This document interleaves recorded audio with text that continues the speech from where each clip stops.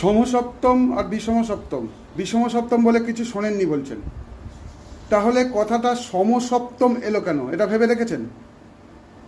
বলতে তো পারতো একটা গ্রহ আর একটা অপোজিটে থাকলে এই যোগ হয়। যেমন দৃষ্টি বিনিময়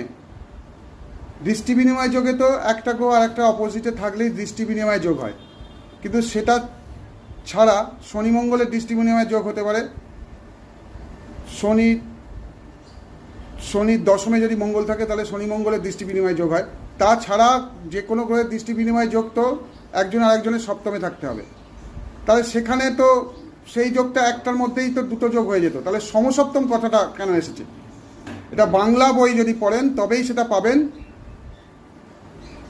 যেটা সমসপ্তক আপনি লিখেছেন এটা বাংলা বইয়ে থাকে না, এটা ইংরাজি বইয়ে থাকে। বিষম সপ্তম হলে কিন্তু সমসপ্তমের পুরো ফলটা পাওয়া যায় না, এটাই হচ্ছে ব্যাপার।